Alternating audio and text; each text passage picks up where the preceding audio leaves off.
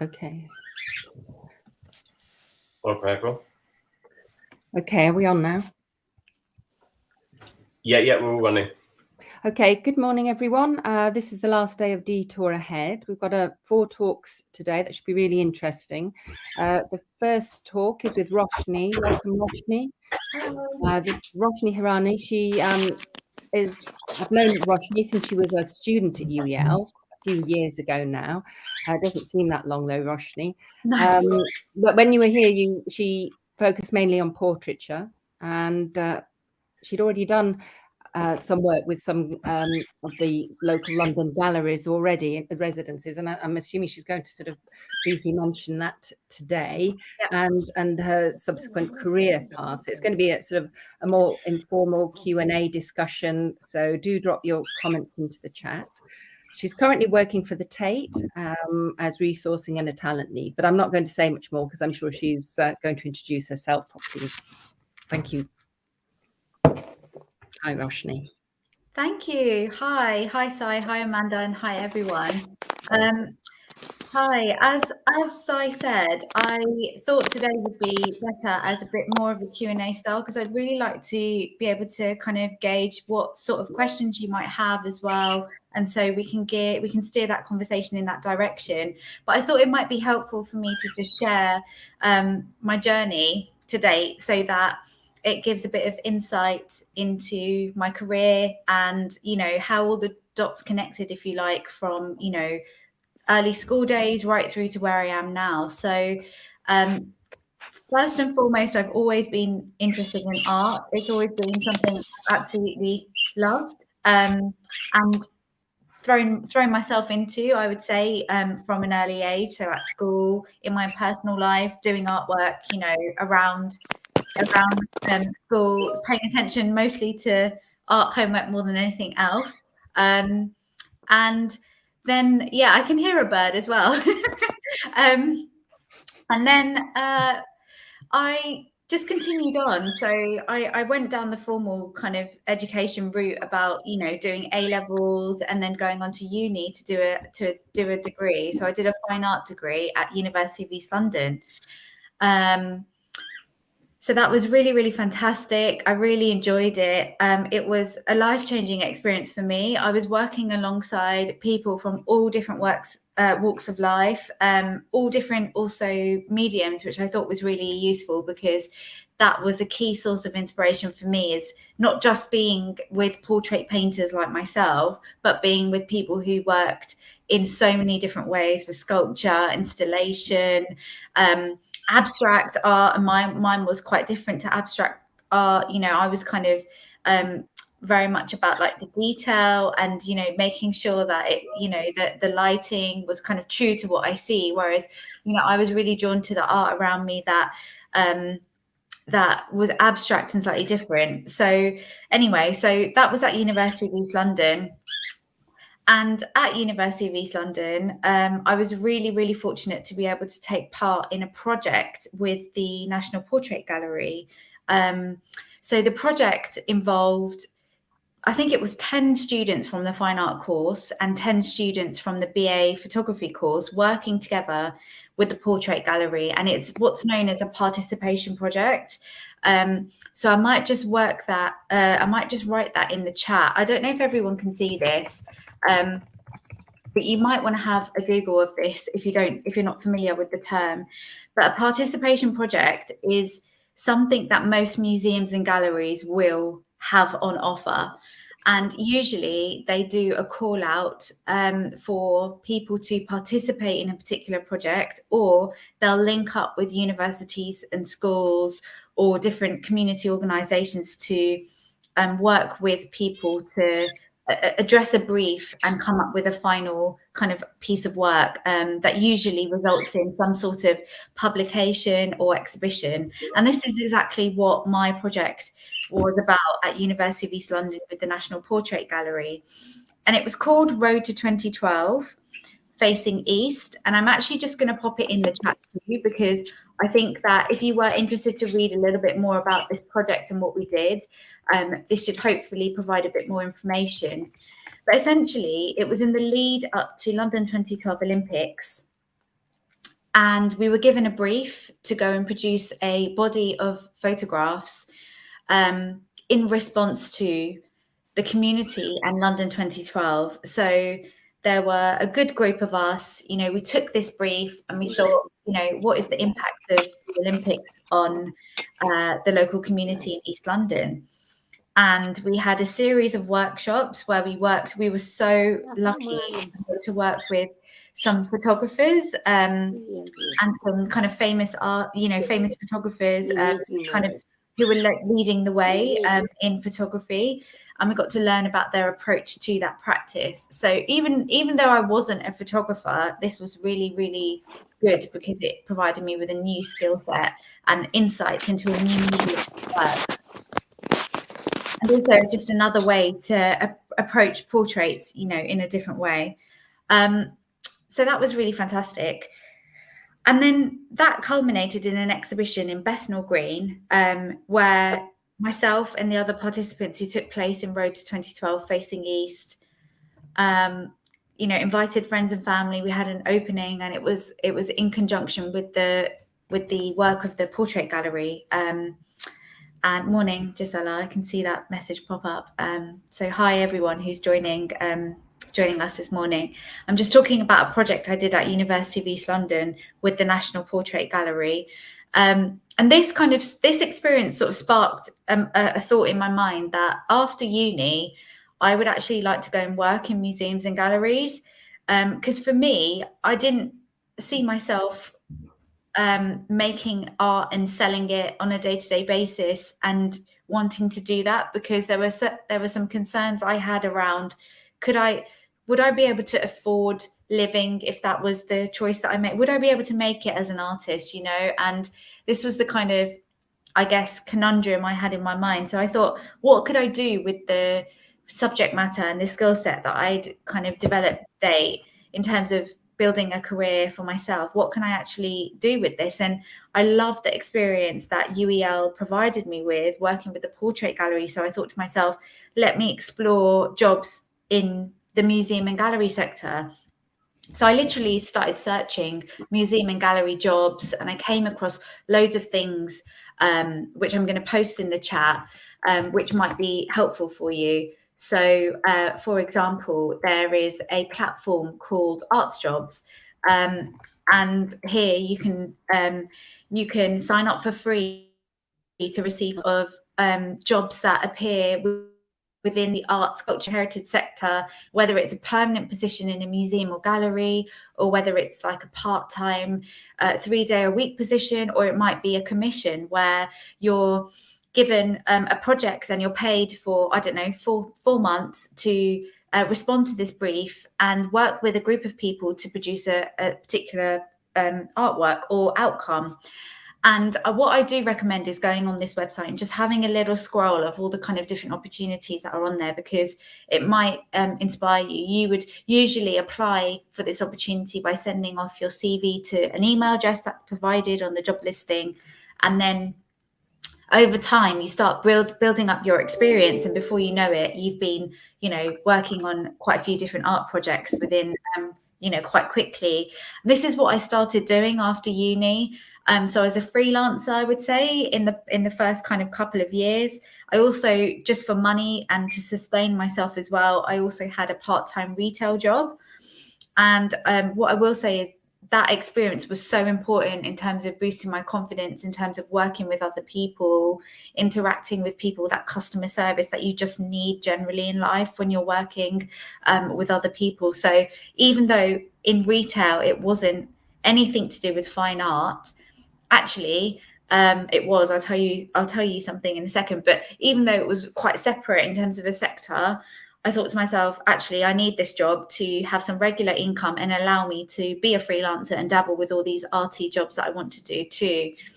So I was quite busy after uni. I threw myself into my work, and I found that I was juggling quite a few things at once. But that experience meant that I met loads of people, I developed loads of skills, and I started building up experience that I needed in order to then take me on to the next step, which was a part-time but permanent job at the portrait gallery. And because I'd had that experience at uni, I used that in my application.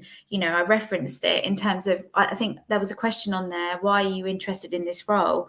And I could confidently say that actually my experience at uni gave me direct access to the National Portrait Gallery, and therefore I had that experience working with it, and then I'm interested in carrying that on. So that question, when it comes to job applications, is so key, because people reading your job application will genuinely want to know, apart from the money and the fact that it will give you the experience, what is it that actually attracts you to that job? And there has to be something that you've read about that organization, or that you've learned about that organization, that attracts you there. So if you're applying for something, get yourself into that organization before you apply, even if it's just a wander around the building, or a little bit of a research project that you set yourself by Googling who might be working in that team that you're applying for that job for. It's really important to just kind of do that research in advance and use that in your application as a point for why you're genuinely interested in the role. So yeah, over time then, after I landed I would say my first permanent role in the kind of museum and gallery sector at the Portrait Gallery, I kind of became really interested in this area of work that exists within museums and galleries called learning and participation. So it's a department that exists within museums and galleries, and it's all about working with community groups to respond to artwork in the collection. So, for example, at the Portrait Gallery, there's an annual exhibition called the BP Portrait Award. And something that I did at the Portrait Gallery, working with young people on a weekly basis to respond to portraits in the gallery's collection. So we would go round and we would do drawing, we would be making art, we would be scrutinizing what we saw in front of us and creating projects out of it. And then this in turn inspired their own practice as young artists. And over time, I was directly involved in widening participation with these young people. So getting more young people into the arts, and more people from underrepresented backgrounds into the arts as well. So I'm just going to go to the comments actually, because I can see a few things coming through. Are there any questions at all just at the moment, or should I just carry on? I think there are no questions as yet, Roshni, so okay, please continue. Yeah, for sure. Okay, so I became increasingly interested in learning and participation. So I did that work at the NPG, the National Portrait Gallery, for 2 years. And then I moved on to the National Maritime Museum, where I was doing the same sort of thing, working with community groups, but on a larger scale. So one of the projects I worked on there was called the Maritime Memories Machine. And we converted a museum fleet van, one of these, I think it was a Volkswagen or a, oh God, I'm really bad when it comes to makes and models of cars and vans, but it was a museum van, a blue museum van that they used to transport things in and out of the museum. And we converted that to an ice cream van that traveled England and collected people's connections and stories to the sea. And that was pretty amazing. We visited 16 towns and cities across England. We spoke to people. We worked with Emergency Exit Arts, who produced some really engaging kind of activities. So we were essentially a pop-up, and we went to places like where did we go? We went to sort of Southampton, Portsmouth, we went to Hull, we went to places in the Midlands as well as on the sea. But the whole point is to gather people's connections and stories to the sea. And then all of their connections and stories were put into a digital archive, which is on display now at the Maritime Museum. So if you go to the Maritime Museum and you go to the Sea Things Gallery, you'll see a digital archive of people's connection to the sea. And the point of that is to raise awareness and engagement with maritime heritage, that everyone's got a story that connects them to the sea. So if anyone wants to share any stories that they have in connection to the sea, I guarantee you will have some kind of connection or story or memory even of being by the sea, or, some kind of connection. We came across someone in Southampton, I think it was, although don't quote me on that, but it's in the See Things Gallery, who was a great grandchild of someone who was on the Titanic. And, you know, it was this amazing thing where we were going around the country and talking to people, complete strangers, you know. Some people came to visit the ice cream van on a daily basis while it was there. Some people had one interaction with us, shared a story, and then we never saw them again. But, you know, they shared their connection to the sea, and it's now on display in the gallery. So that's pretty cool. So this was one of the projects that I worked on, and I did a few more of these. And then I moved on after that to another place. I've just seen a question come through in the chat about, did you come up with the ideas for the projects? Yeah, so I worked with a team. It wasn't just my idea. I worked with a team of people at the Maritime Museum in the learning department to come up with these ideas. And it was really, that's the beauty of it, is that you don't know what you're going to get. You have a rough idea. So we knew we wanted to create this amazing thing that traveled around the country and connected with people around the sea. But that's quite a massive brief. You know, what that looks like, no idea. What the activities were, no idea.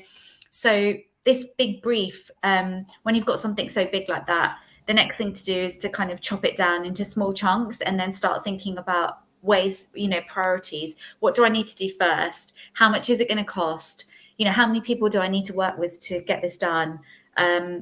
You know, is there any other equipment, tools I need? You know, what kind of research do I need to do to be able to take this idea forward?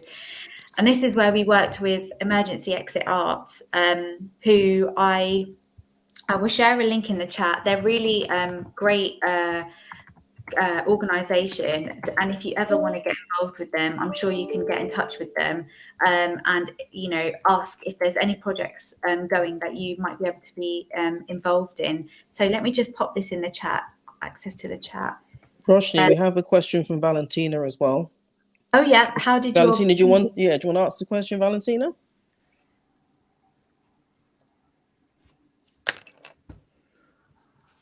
You're on mute. Sorry? Sorry, you was on mute. That's fine. Oh, yeah. So my question was, how did your previous work with race equalities and migrant communities influence your choice and career prospect? As I have collaborated with race equalities myself, and I might say kind of changed the way I interact with people and my life generally. It's a really, really amazing question. I think, so at Tate, for example, I was part of the first group of the Race Equality Taskforce, where we were working together as a team. So I was one of about 15 to 20 people across the organisation that were addressing racial inequality at Tate, and also talking about anti-racist practices within the arts, culture and heritage sector, because our sector is quite white middle class. And so with my work, throughout my work, and I think Maritime Museum is actually a really good example to pick on, because there I worked with a really broad range of people from all different experiences and all different walks of life. And I think that was an eye-opening experience for me, which made me realize that art is a way that we can have a conversation with anyone. So it doesn't matter who you are, where you're from, what experiences you have. Art was just a universal language that everyone can approach. And so you know, we met people on that Maritime Memories machine who we couldn't have a conversation with because we didn't understand each other, because we didn't speak the same language. But through this creative practice, we were able to communicate through this artwork and produce artwork together. So they came and drew with us. They came and made music with us at this ice cream van, you know, and they would be with us for hours sometimes, you know, working on this artwork that's to do with the sea. And we only ever exchanged a few hand gestures or words with each other, because I didn't speak their language and they didn't speak mine, but we were able to communicate with each other for about, you know, 5 hours on this piece of artwork. So that's what it taught me. It taught me that I can work with anyone through the language of art, through the medium of art. How about you? What did it teach you? I was a teacher in a primary school. Oh, wow. And I was working with the local Roma community, and I got to know the race equality team, and I supported the Roma community because of my language ability, because they could speak Romanian and I could translate for her. I've been an interpreter for race equalities for a long time, and I collaborated in a few projects to support parents from the Roma community and their children in school. Wow. Yeah. And So how did you find after that? this project, I had a different view of the different communities, because Redbridge is a very varied community. It's got different backgrounds, and I collaborate with them every now and then in different projects. Wow, yeah. I mean, that sounds amazing. I don't know if you capture any of that anywhere, you know, in terms of like any sort of outputs, but I think, you know, the work that you do, I can really relate to, because it's sort of some of the work that I've been doing as well as part of, you know, some of these projects. And I think this is the way to kind of inspire people who feel so disconnected in society because of things like race or language barriers, like we spoke about just now, and knowing that art can be a universal thing that helps them kind of engage, or helps other people understand them, actually, you know, and where they're coming from. So yeah, sounds really cool. But yeah, this is sort of what I'm really interested in, and it does exist.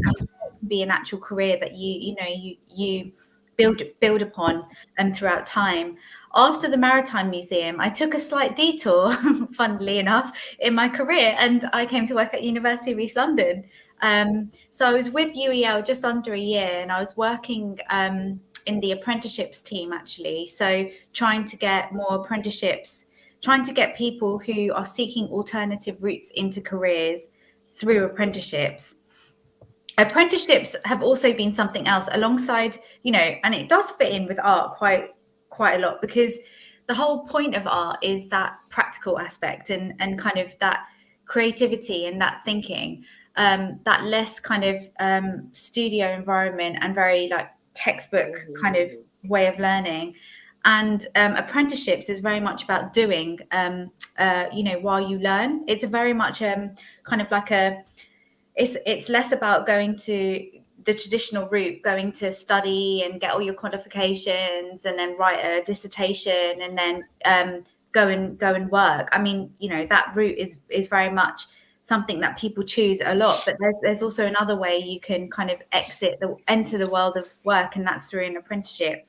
So apprenticeships are something that I really, really care about and I'm really passionate about, because I think they talk to a massive amount of people who learn in different ways, and also people who aren't privileged enough to go to university. They're not in a position where they can go to uni, and so they you know, they want to start working, but they also want education as well, and they're government funded initiatives. So that really attracted me, and I sort of explored that area of work at University of East London. So I worked with the with quite a few schools actually around apprenticeships, not in the creative and cultural sector, but in other sectors. So civil engineering, chartered manager degree apprenticeships, and I actually worked with quite a few organisations in East London to get young people into apprenticeships. So that was really exciting. And then I actually moved on to the Tate, where I was working on an apprenticeships in the creative sector. So it's like I went back to the creative sector, but I was working on things that UEL basically taught me again about apprenticeships. So that was really interesting. And here I am at Tate now, where I've been working for the past 2 years to increase the number of apprenticeship opportunities at Tate. So the whole point of that is to increase routes into the sector, because, you know, making careers within the arts, culture and heritage sector more accessible for people. And I will share a link about this if you wanted to just have a look about the kind of the apprenticeship work that is taking place at Tate, you can just have a look through this link here. So this will just tell the story about a new apprenticeship program that's been launched at Tate, where we sorry. We got another question as well, actually. Oh yeah, that's fine. Cool. I can't see it. I'm so sorry. That's fine. I'll relay. So how do you find yourself working in a team? That's from Angela. Okay. How do I find myself working in a team? Do you mean, so Angela, do you mean what is it like working in a team? Yes. Or yeah, okay. Maybe there's a contrast between working in the studio. Yeah, definitely. I think working in a team is really exciting because you have access to so many more ideas other than your own. So working in a team is a real source of inspiration, and it's kind of it has its challenges as well. So, for example, if you've got a if you've got a vision and a really strong idea, but other people you're working with other people and they've also got ideas, you learn how to negotiate things, you learn how to compromise on things, you also learn how to genuinely open up and not be too focused on the end goal, but be more focused on the process and the experience throughout. So I think working in a team is really, really exciting. I really enjoy it. And what it's taught me over time is to focus less on that physical output, to stop thinking too much about that end goal. There's nothing wrong with having goals, but not thinking too much about that physical output and being more open to that process leading that output, if you see what I mean. So if you've got more people involved in that, then the end product that you create, whether it's a piece of artwork or whether it's a project that you're working on, and the two can be quite similar, it's not about having that set format in your mind. You know exactly what it's going to look like, you know exactly what colors you're going to use, you know exactly what material you're going to use, but it's thinking more about how you achieve the overall goal, but using other people's ideas as well to help transform that. I hope that makes sense. I think the key thing to remember, and this is one of the things at UEL, when I was having discussions with my tutor, Lee, at the time about my work, it was about kind of really leaning into the process and really enjoying that process of painting and not being too fixated on that end painting that I was producing. Because for me, that was the barrier. I was too focused on trying to finish this piece of work, and actually I was losing out on all the exciting aspects of it, of enjoying that medium and exploring that color. So once I kind of got away from that, painting was just so different for me. I was looking at it so differently and I was experiencing it so differently. And I think that's my key takeaway in terms of working in a team, is less focus on the output, more focus on the project, and shaping the output from using people's ideas in a team. Hope that helps with that. Are you still making work, Roshni, or is that premature I question? am. I'm drawing in my own time. I haven't painted a portrait in a while, but I'm very much enjoying my drawing. And I've got to say, one of the things I'm struggling with at the moment is the space. So I don't live in the same place as I lived when I was at UEL, where I had a dedicated space to paint. And that's so funny because it actually affects the kind of work that you produce, because the paints that I was using, the oil paints and the terps, are quite toxic, and the space that I live in at the moment is quite small. So I don't have a dedicated studio yet for me to produce this artwork. But however, the day job working at Tate will mean that one day I've got my own art studio and I can go back to that.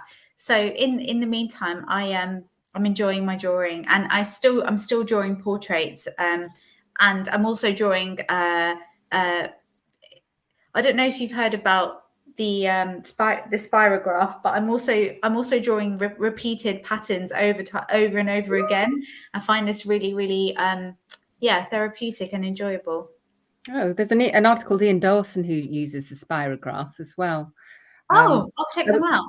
Yeah, Ian Dawson. But I was asking about the art because I was just sort of thinking about what you were saying in terms of, you know, how you're addressing talking to the working with the group and the team and the end goal, and how that was, you know, continuing to affect how your work practice, your fine art practice as well. Yeah, I think when I start a drawing now, I no longer care as to whether I finish it, and that may sound really obvious to people, but I was obsessed before with finishing my paintings and needing to have a perfect finished work of art, and it really held me back because, you know, I often struggled to finish work. Sometimes I just became, you know, I discovered a new idea and I wanted to explore that, but then because I'd started something, I felt that I had to finish it. And actually that wasn't the case. It wasn't that I needed to finish all of this. It was about leaning into those exciting aspects of your practice and following it.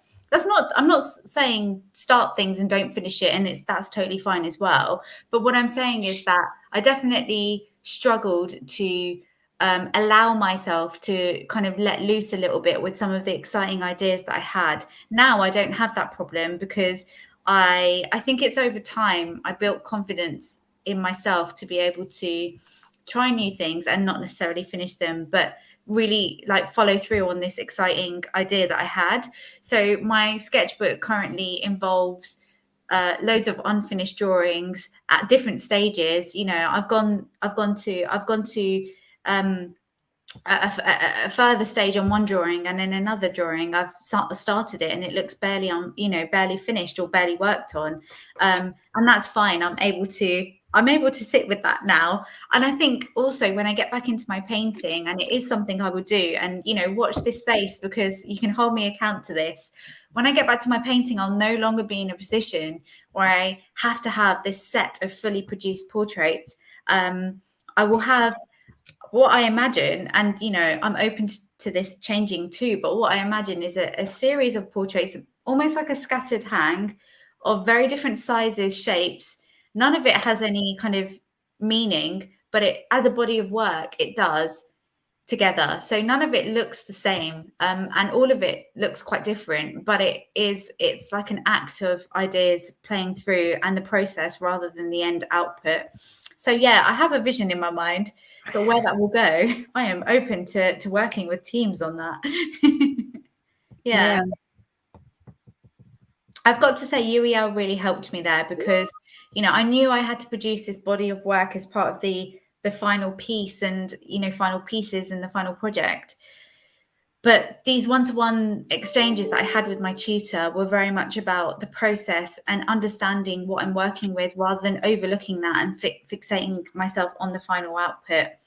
And I think if you invest more time in what you're doing in that moment, that's the best way to lead on to another idea rather than being too focused on, you know, knowing where you're going and trying to get there, you know, being too focused on that, because you kind of overlook, you kind of shut yourself out on all the other ideas that could be there right in front of you that you're just not seeing because you're too focused on that final output. Yeah. It's a great thing to have learnt at college and then to apply to life and work, isn't it?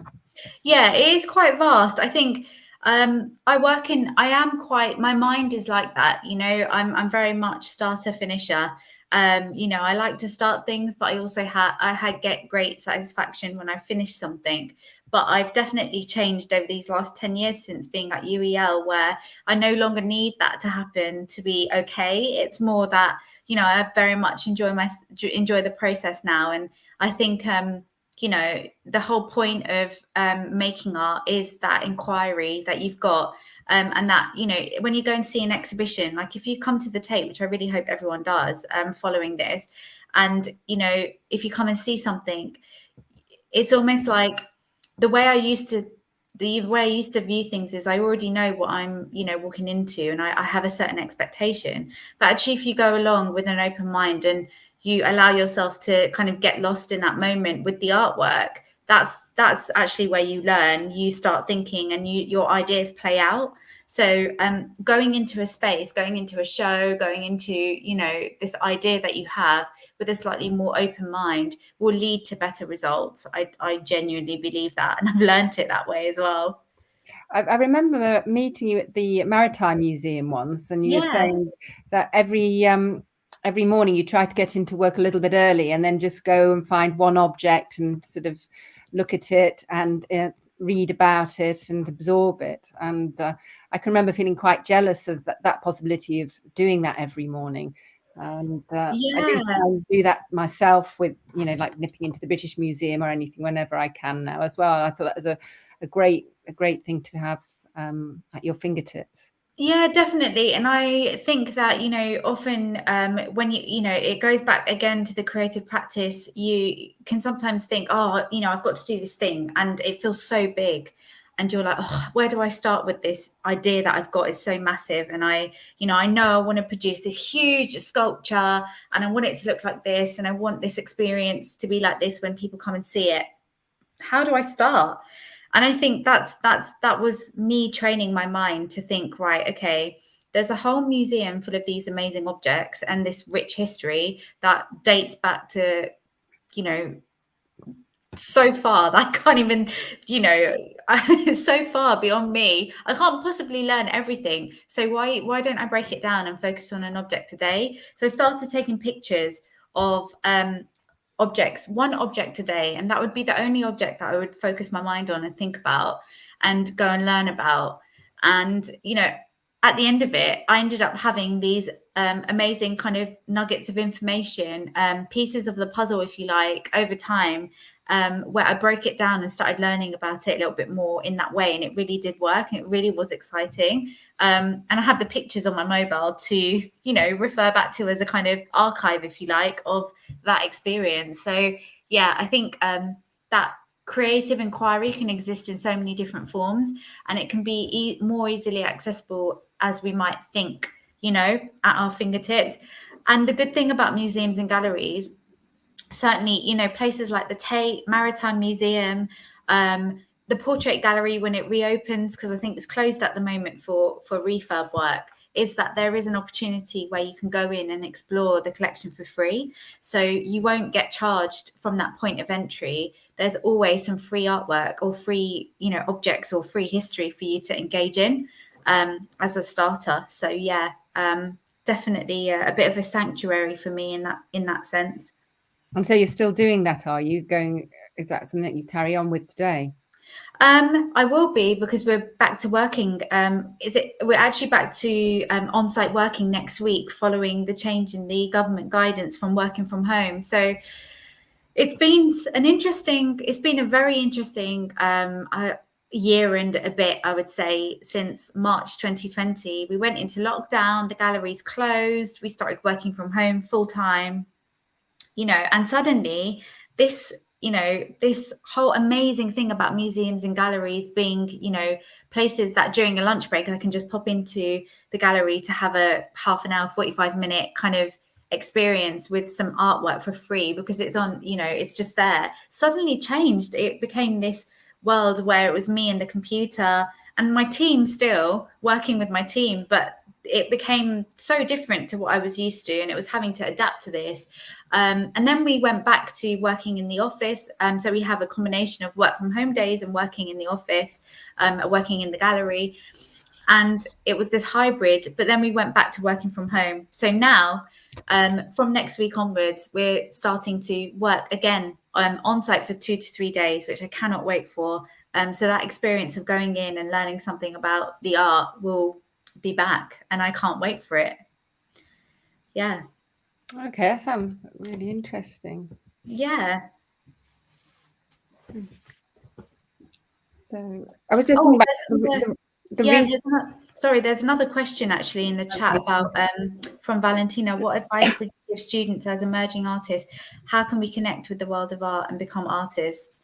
So what opportunities are? So for emerging artists, what I did was I became a freelance. I applied for some opportunities that I saw on Arts Jobs. So this website that I shared earlier, the Arts Jobs website. That to me was a good place to start, because it's you'll find when you search these things, you'll find a range of things that, you know, you'll find call outs for artist assistants, you'll find call outs for project people who want to work on arts projects as kind of workshop leaders, or project assistants or project managers, you know, and they're the kinds of things that I would apply for to start building up that experience of working with other people in creative settings on creative projects. If you like that kind of thing where you work with other people on you know, within a creative environment on a creative project, and over time this kind of freelance working, you know, it's paid, so I don't advocate for doing anything unpaid. And I definitely think that the sector used to be really bad for calling people, you know, calling on people's time for free, but now they've definitely changed that. They put opportunities out there now where you get paid for things, which is exactly what you need. And so I don't recommend, you know, unless you're doing a voluntary thing where you have got the income coming in and you're able to do that, of course. But with these arts projects, you know, there's always a fee that the artist will take home, and that's how it should be. So I would apply for those things, and I'd keep doing them. And over time, what you'll find is you'll have a list of things that you can then kind of prove that you've kind of worked in, and projects that you've worked in. So if you were to ever kind of become, I don't know, an art therapist, let's say one day, or a community practitioner, which is a, you know, someone who works for a council, let's say, in their kind of creative department, where their job is to go out and engage with the community in a very creative, artistic way, you have this experience down on your CV, and you can apply and say that you worked with XYZ in this capacity, and you learned all of these skills, and this is what you can bring to the table. So it just furthers your position to be able to go out there and get that. Freelancing is a really, really good way of getting yourself out there in different settings, different environments, and you definitely come across as a lot more attractive if you've got a broader range of experience than if you've just worked at one place, you're, you know, for a really long time doing exactly the same thing every single day. That's what I say. Certainly at the start of your career, the more different things you have, whether it's, you know, a different project that you've worked on in the same place, or different places working on different projects, that's definitely more exciting, and definitely helps you, you know, build up that experience that you need to kind of get further and further, really. There's a phrase that there's a quote that UEL has as soon as you come off the DLR. You come off the DLR and you see this quote, don't you, on the concrete. As soon as you come off the DLR, as you're walking through, that everything's connected to everything else. And I think about that quote all the time, and I really believe it, because hindsight is such an amazing thing. At the time you're doing something, you might think that it doesn't make sense at all, and why are you doing it, and where is this going to go? But you just need to trust that it will be going somewhere, because I promise you that every single experience you have in life, whether it's at uni or in your work experience, is valuable. You then have to use that in your next interview opportunity and talk about how it's valuable, but it is valuable, and it's definitely connected, because it's what led you to this job, or it's what led you to this opportunity, or it's what led you to this group of people that you're going to do an exhibition with. So I think it's just about really believing that in that process, that what you're doing is leading you further and further on your journey. I also think it's really important not to compare yourself to anyone else, because that's the thing that will kill your dreams and hopes, and, you know, everything that you're working towards. We're so different, and although it's great to look at, you know, other artists' work and their lives and their journey and things, it's also really important to remember that happened because of that previous step that happened because of that previous step that happened. And, you know, it's not helpful for you to compare yourself to others. It's more about trusting what you're doing and leaning into what you're doing and using them as ideas and sources of inspiration, but not comparing yourself and using that. That's what I would say. Yeah. Thank you. I see another question. Soraya said, what do you think you struggled most with in the industry? I think career development is quite tricky. So if you're someone who wants to develop in the sense that you want to over time have more responsibilities, work on slightly bigger projects over time as things go on, certainly in the arts, culture and heritage sector, I would say career development is quite difficult within one place. So if you worked in a museum or gallery environment, and museums and galleries are trying to change this a lot, but if you work in a museum or gallery environment, you will find that once you're in, it's quite difficult to then move on after a certain period of time. So the way that I've addressed that is to move outwards or to do stuff outside of work as much as possible. It's not an option for everyone. Some people have childcare, some people have caring responsibilities. It's not an option for everyone. But in order to kind of gain more experience and move around and do more stuff, sometimes you do have to leave your comfort zone in order to do that. So I think that might be one of the things that I found quite challenging with what I do currently. But I think that, if you're kind of open to change and moving around and kind of putting yourself out there for other opportunities, you can actually combat that.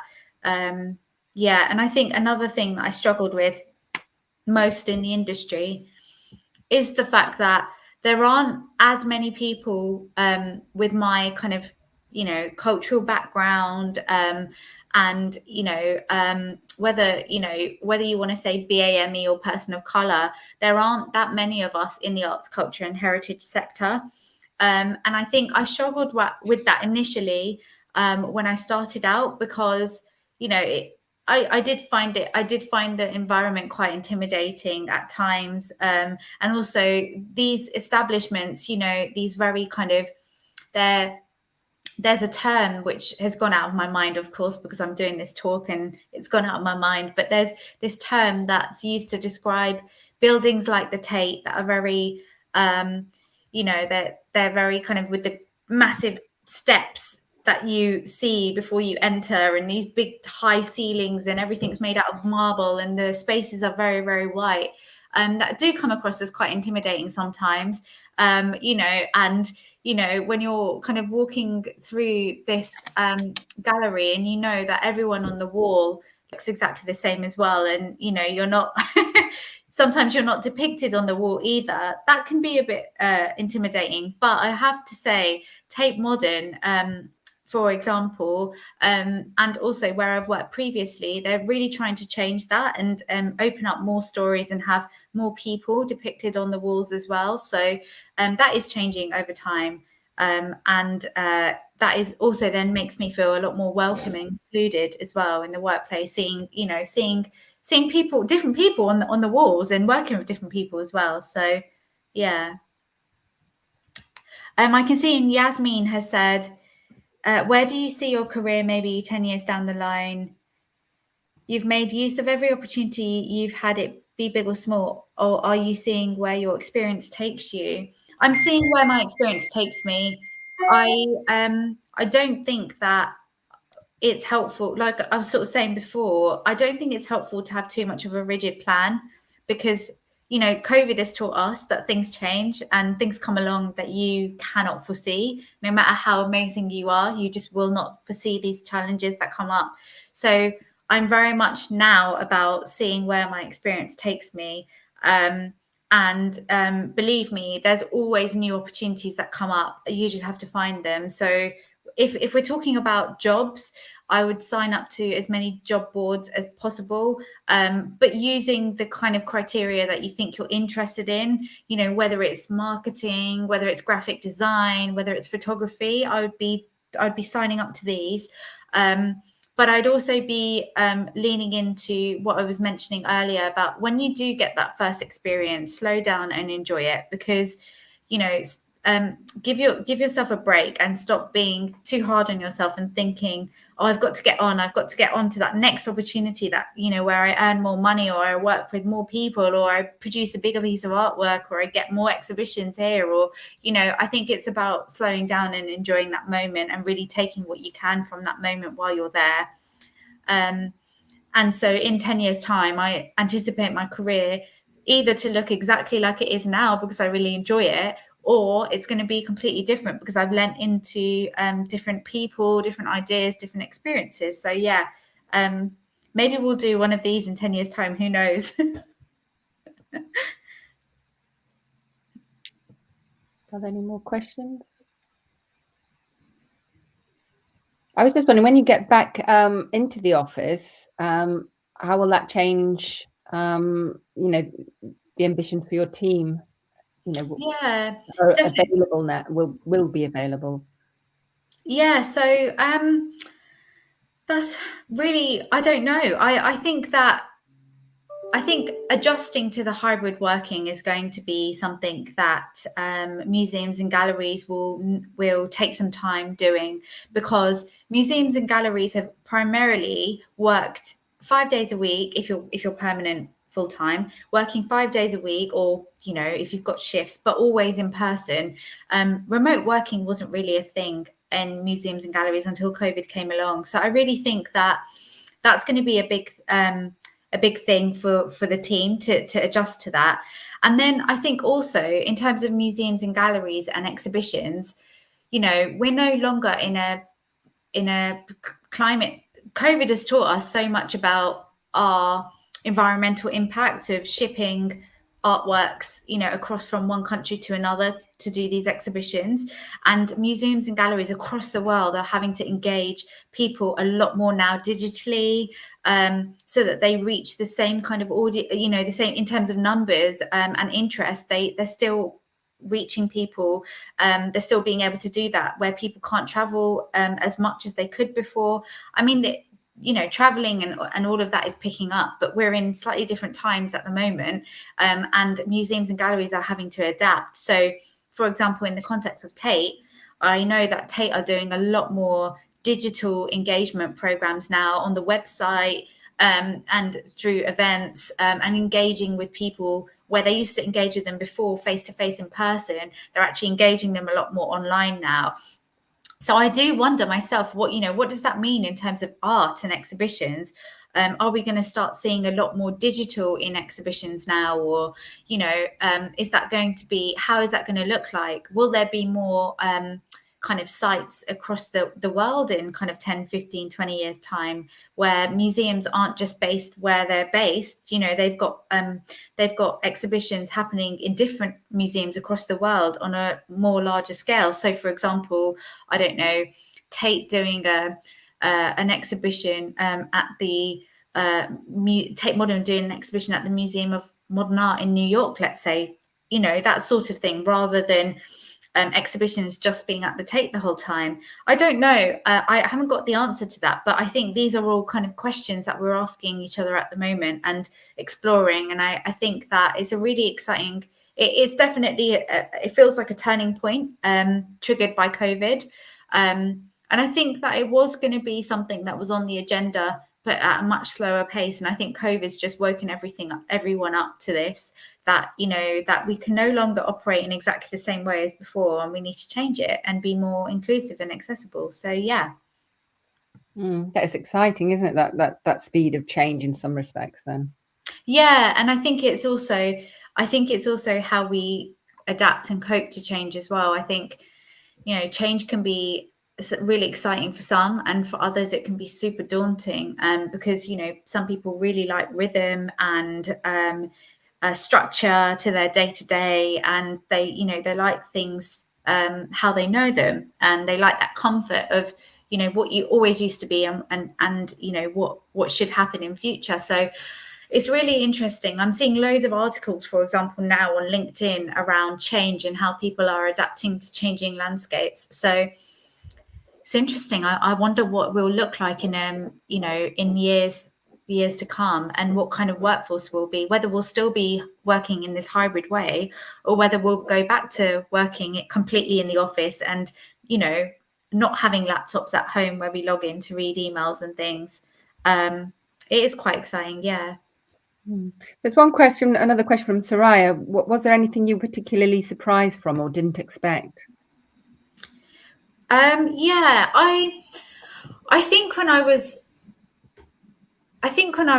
studying, before I came to UEL, I had this idea that I would be, I don't know, I sort of had this idea that I'd be making artwork every day, and maybe I'd be selling portraits to people, and it would just be a full-time thing, and that would be my job. But it's so interesting that actually that would involve me working by myself for hours on end, or maybe in a studio with people. But, you know, I guess I didn't really think about, I didn't need to think about the practicalities of it, but I just had, I don't know, I had a different idea about where my career would be.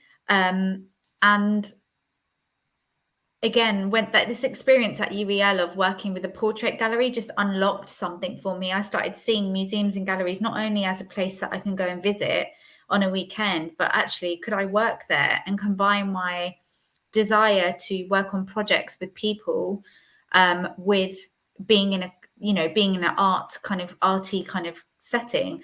And so I think that was a kind of surprise to me. That's something that didn't go as expected initially, but then, you know, once I started working with museums and galleries, I wanted to stay in them, really. I've seen some more questions come through in the chat as well. You discussed the subject already. Can you tell us a bit more about galleries have included more BAME community members, or specific projects you have worked on that made you proud of the change in representation? Yes, definitely. So one of the things I work on at the moment that we're really looking at and scrutinizing and seeing how we can change and improve is the recruitment process altogether. So looking at, you know, how we attract people to the Tate workforce, how we then ensure that those, you know, people from all backgrounds get translated through to interview stage and then through to hiring. So that's something I'm working on at the moment. I wouldn't say that we've completed that at all. There's still a lot of work to do, but there's loads of things there around training for people across the organization on unconscious bias, and making, you know, being aware of bias, and, you know, how that plays into the recruitment process. So that's really interesting. That's something I'm working on at the moment. And then in terms of projects, specific projects I've worked on that have made me proud of the change in representation. So I mentioned the Maritime Memories Machine, so I won't mention that one again. But for example, another project I worked on was with Newham College of Further Education. So it was with fashion students that worked at Newham College of Further Education, and it was called Polar. It was called a Polar Ice Project. So we were looking at Antarctic and Arctic exploration, and the students had a brief to produce a piece of clothing in response to Arctic and Antarctic exploration. So it was quite an open brief. And, you know, I worked with these students on a weekly basis over a period of time, much like how I was at UEL, and, you know, the tutors there worked with us, and, you know, we worked with a portrait gallery, but I worked with students there at Newham College of Further Education and I was working at the Maritime Museum at the time, to work with them on their briefs and their ideas. And it was their outfits are now displayed at the gallery at the Maritime Museum, and these are students just like me when I was at UEL that had no idea that they could do this kind of thing as part of their course. And so I was really proud of that, because it opened up, you know, opportunities for them to work with a national museum and produce a piece of artwork that then went on display at that museum as part of their college course. So that really, really excited me. And we engaged these students, you know, in the first time in a new way. the museum wasn't used to working in this way. So that was really something I was really proud of. And yeah, if anyone wants to see it, it's on display at the Maritime Museum in one of the 4 new galleries that's there, part of the Endeavour wing. And Christy has said, why do the big art institutions address the race problem but not the problem with class? It's a really good question. And actually, it's because they haven't been collecting data on class. So we actually talk about class so much internally because we know that it's very middle class. And actually, I completely agree. The race issue, there's not race and class are often very separate when we talk about some of these issues, but actually they're so interrelated. And I think one of the massive kind of issues is class, and I completely agree. Oh, someone said we need to wrap up after this question. Okay, I'll keep it really brief. We are looking at class as a kind of sector, I would say. One thing that we fall down on is collecting stats from people who work with us or want to work with us, and you know, their socioeconomic background. So you've hit the nail on the head, Christy. I think the next thing is for museums and galleries, and indeed other sectors, but for museums and galleries in particular, is to start really involving the class issue in conversations, but more openly and in tandem with the race issues as well, not as a separate thing. So I'll leave it there. I think this could be a whole big conversation, but yeah, I would really enjoy to carry this on sometime because there's a lot we can say on that. Yes, you're right. That was great. Lots of questions, and I think there probably would be more if we had more time. Yeah. So, yeah. Thank you, Roshni. No problem. Thank you so much for having me. And yeah, hopefully we can meet each other soon again. Please let me know if you want to come to the Tate for a visit, and by all means come along for a visit. We're open, so yeah, it'd be really good to see you there. Okay, lovely. Thank you. Thank you. Thanks. Cheers.